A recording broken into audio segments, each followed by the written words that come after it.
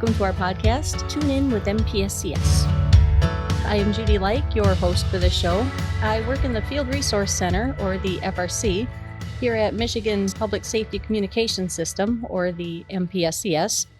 At FRC, we get work requests and we turn them into work orders for our field to go out and take care of equipment that may be broken. We work on several different departments' equipment, so MDOT, DNR, MSP are the ones we deal mainly with. And today we have a fun and interesting show for you. If you've ever wanted to talk to an MPSCS radio tech, we have one here today. With me is Jason Simmons. He is a radio tech for the MPSCS and works in the Lansing region. Welcome to the show, Jason. Thank you for having me. Could you tell us a little bit about yourself? I'm a radio technician with the MPSCS Lansing Radio Shop. Do you have kids at home? What do you guys do? Got a 9-year-old son and a 17-year-old daughter that just graduated, headed to college next year. Everybody's cooped up at home together right now? Yeah, for the most part. Yeah. What did you do before you came to the MPSCS? Retired from the Army for 20 years of service doing communications in the Army. A 20-year stretch. Where were you stationed all that time? Been all over the world. Most of my time was at Fort Bragg, North Carolina. Did a couple years in Korea. My last duties assignment was the Defense Intelligence Agency out of D.C. Where there I went to probably 10 or 12 different countries throughout that 4 years being there. And that was all in communications background, right? Yep. Wow. What does a radio tech at the MPSCS do exactly? We have sort of different radio techs. We all kind of do the same thing, but we have radio techs that work in the network control center. We have radio programming techs. We have install techs. But the majority of us are either subscriber or infrastructure tech. Infrastructure techs are the techs that work mainly on the towers and the network. And then the subscriber techs, which is primarily what I am, we mainly work with customers, primarily MSP, but we also do DNR, MDOT, and occasionally we work with other agencies. Like I've even done some work with the National Guard. So after how many years have you been doing this? Been with MPSCS for almost 4 years now. Okay. So you're seeing some of the same people over and over again, getting to know people? Yeah. Originally, I was at the install shop for a little over 2 years, primarily building cars for MSP.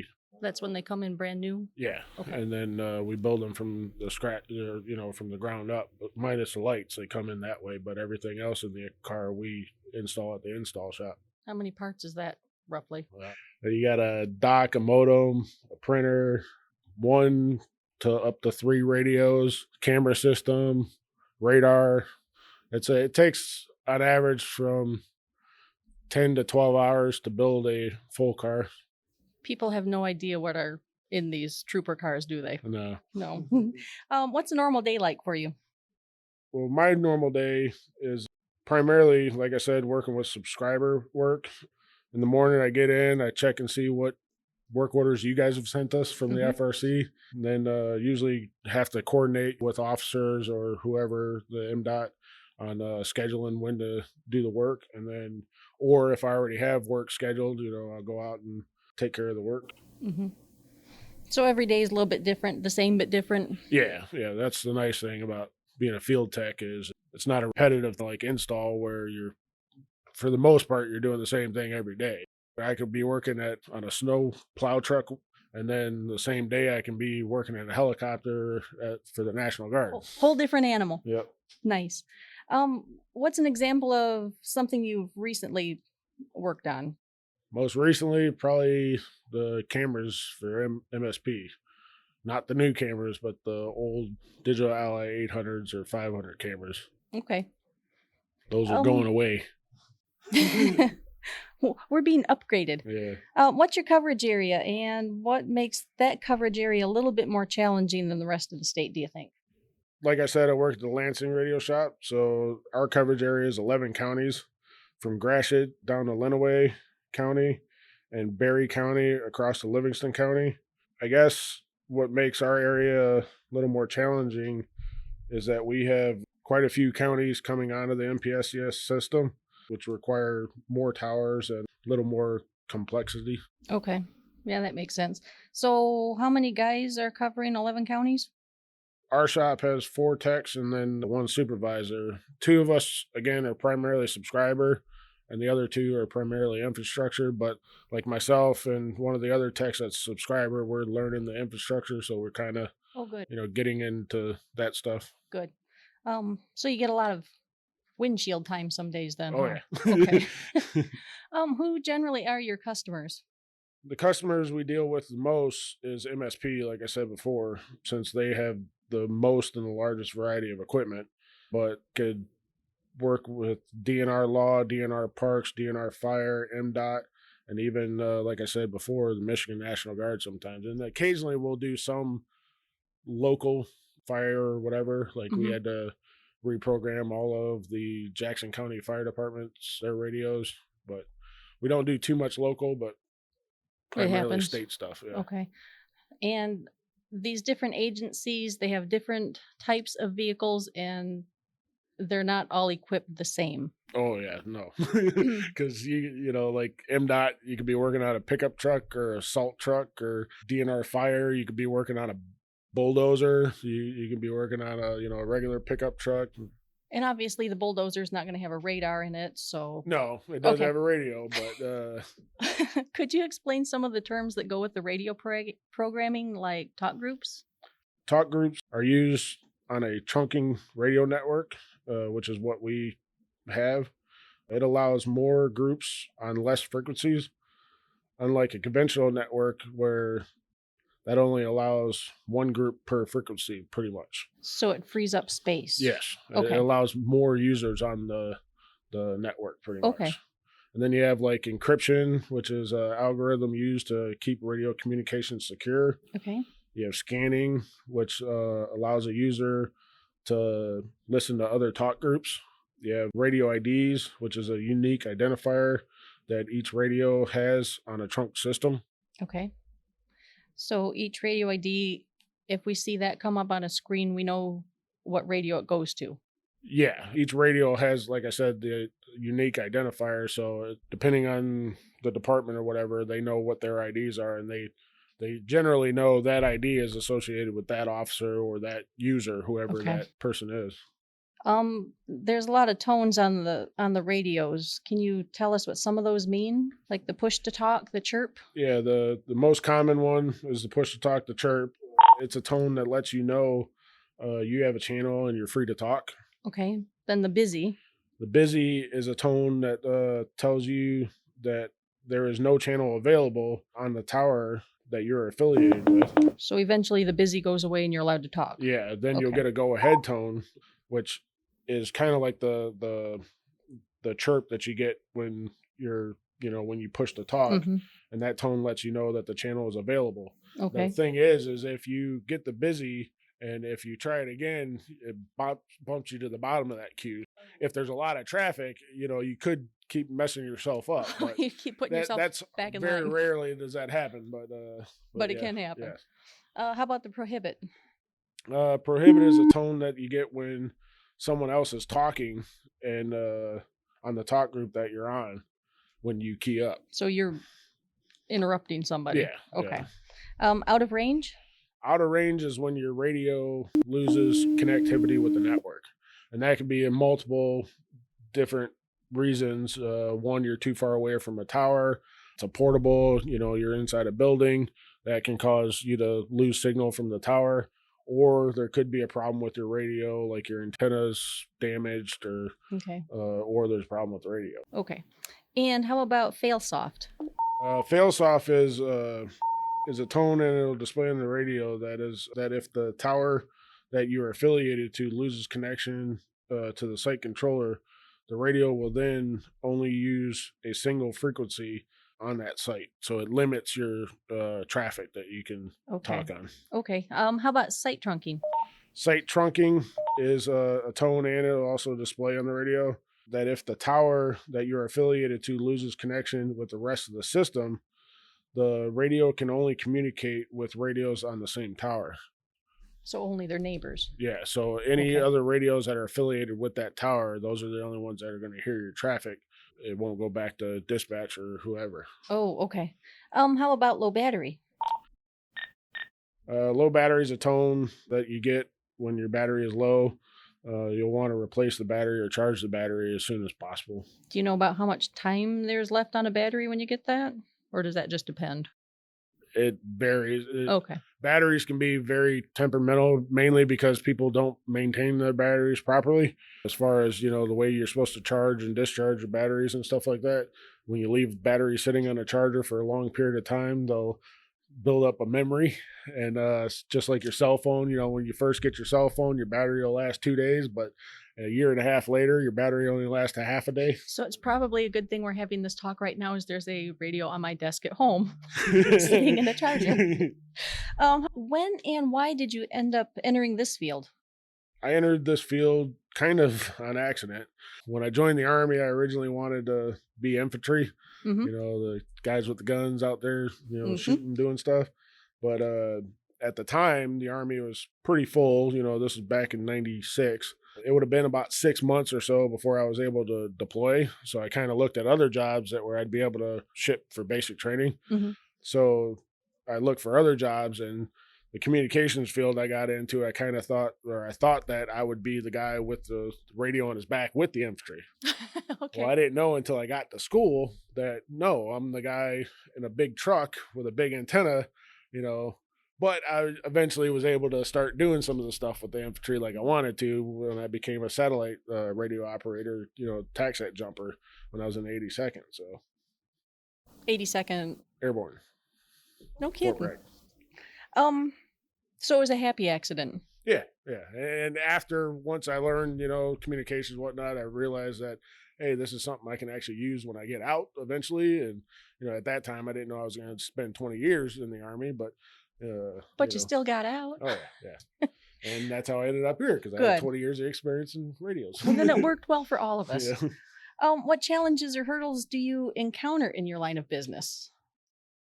I would say that my biggest challenge is scheduling and meeting with customers, mainly MSP officers that are night officers and their take-home cars. Even though there's cars at the post, they don't always like to leave their car to get work done. Right. Well, I know we were supposed to do this podcast a week ago, and you had to bump it to meet with somebody that worked on a different shift. Yep. What are some of your favorite parts of being a radio tech? I think my favorite part of being a radio tech is the wide variety of equipment and vehicles and stuff that I work on. Like I said before, I could be working on an MDOT truck in the morning, and then a DNR truck the afternoon, and a helicopter. Yeah, I was more interested in that helicopter part myself. Yeah. Do you ever get to ride in them or just work on stuff? When I was in the Army, yeah, but not since I've been out. I was just asking for myself. Yeah. What are some of the challenges that you see as a radio tech? I'd say the biggest challenge is keeping up with all the technology changes and stuff like that. Somebody's always getting some sort of new piece of equipment, and then of course we're going to learn it and learn how it works and how to fix it. And so you have to be smart, and you have to be flexible. Oh yeah. At least. How often do you or should you do maintenance on the radios? I would say you should go by the recommendations of the manufacturer, because it varies a little bit. There are common things like, cleaning it and charging your battery properly. Like I was saying before, don't just leave your portable radio sitting on the charger for 3 weeks, or. Yeah, we'll talk more about that. But yeah, you should go by the manufacturer recommendations on the equipment. Okay. Good Try advice. not to spill the coffee on the control head, in the police cars and stuff like that. Especially that. Yeah, they get pretty sticky. We're going to take a little break, and we will be right back.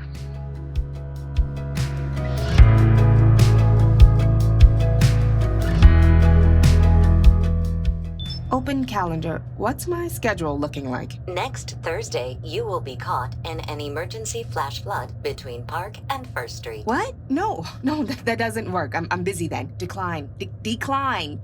Floods don't exactly work around your schedule. Disasters don't plan ahead, but you can. It starts with talking to your loved ones about making an emergency plan. So don't wait, communicate. Visit michigan.gov/MIReady. Brought to you by the Michigan State Police, FEMA, and the Ad Council.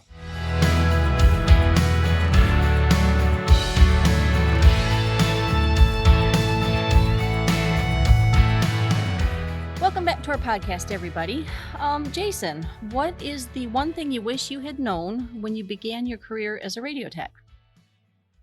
I wish I had a better understanding of what I was actually signing up for when I joined the Army. Like I said before, I thought I'd be the guy with the radio on my back humping with the grunts, and I ended up being in a big old truck and whatnot. But if I would have looked in more on the different communication jobs, I probably would have picked a satellite operator versus the multi-channel radio operator that I ended up being, just because, I actually ended up doing about 10 years worth of satellite work while I was in the Army, but never got the official training to get the official money when I got out, So if it wasn't in writing, it didn't happen. Yeah, exactly. Oh, dear. What advice would you give somebody interested in becoming a radio tech? If you're really interested in being a radio tech, I would suggest joining the military.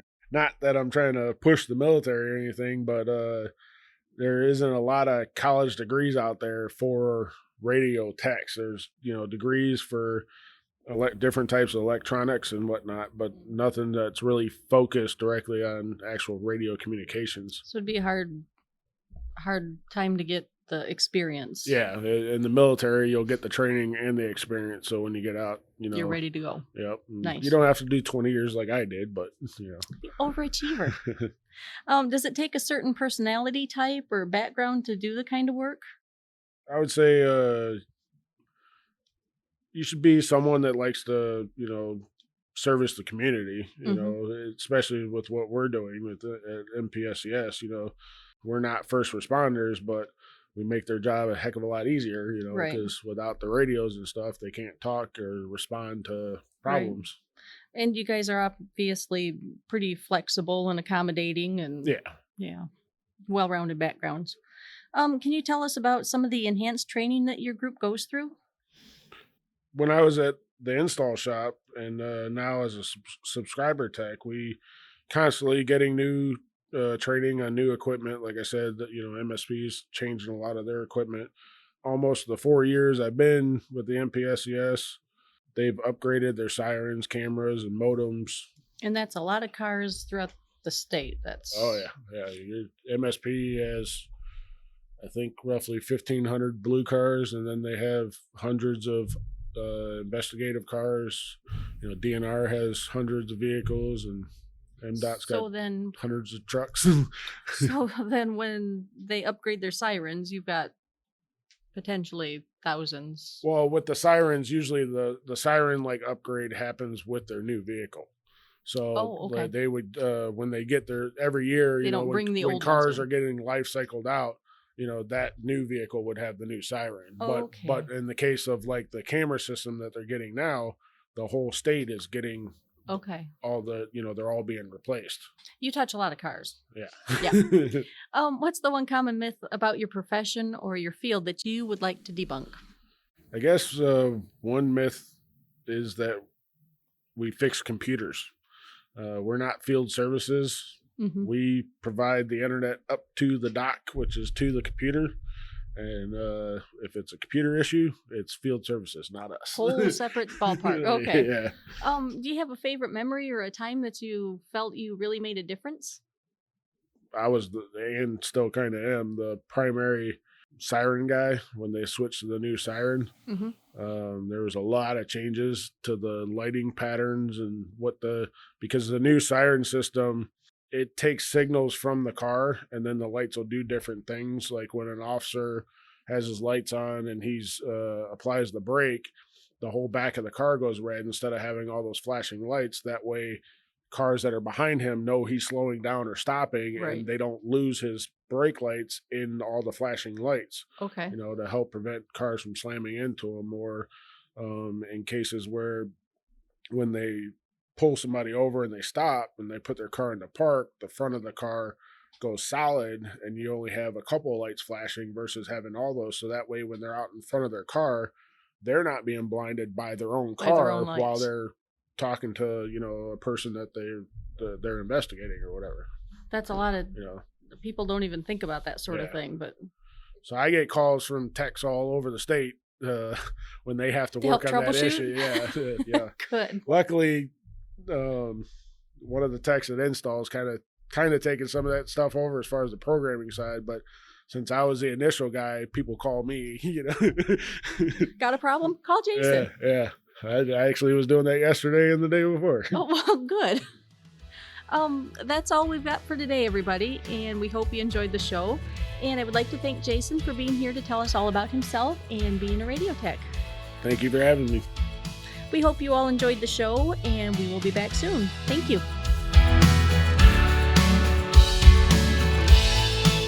Be sure to look us up at www.michigan.gov/MPSCS and on Twitter at MPSCS. You can also subscribe to our podcast on iTunes and Google Podcasts so you never miss an episode, and we will see you the next time. Thank you. And you've been listening to Tune In with MPSCS.